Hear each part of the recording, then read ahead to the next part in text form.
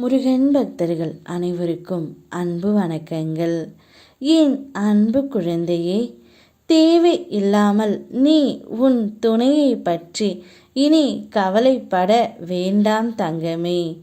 ஏனென்றால் உன்னுடைய துணை உனக்கு ஒரு நல்ல செய்தியை கூறவே இப்பொழுது வந்து கொண்டே இருக்கின்றார்.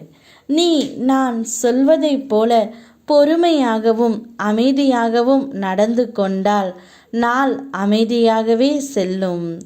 இதில் நீ கவனமாக இருக்க வேண்டும்.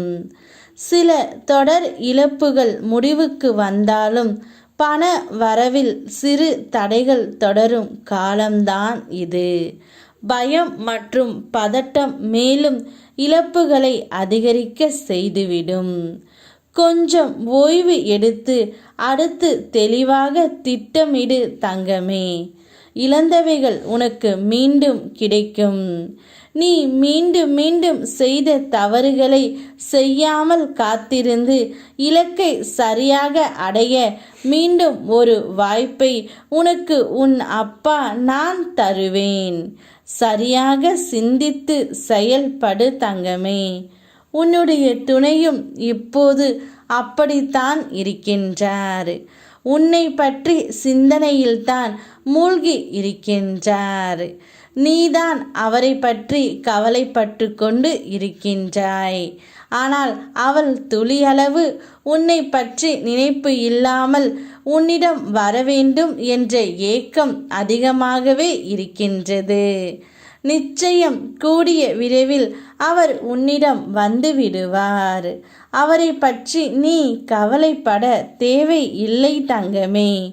யாரையும் நம்பியும் யாரையும் பகைத்து கொள்ளாதே. ஏனென்றால் கடைசியில் அவர்கள் ஒன்று கூடி விடுவார்கள்.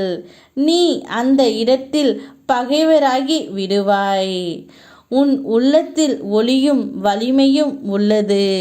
நீ யாராலும் நிறுத்த முடியாத ஒரு ஒளி. நீ செய்வதற்காக பிறந்த காரியங்களை நிச்சயம் செய்ய போகின்றாய் தங்கமே. நீ இன்று எவ்வளவு சிறியதாக தோன்றினாலும் நாளை ஒரு பெரிய மாற்றத்தை உருவாக்கப் போகின்றாய்.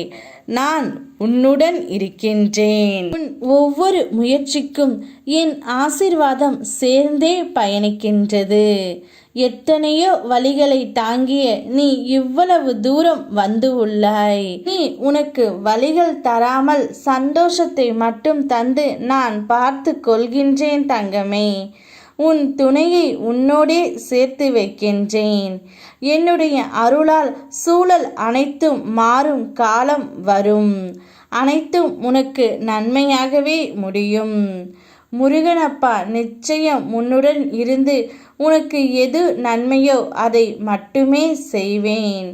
என்மேல் நம்பிக்கை மட்டும் வை தங்கமே.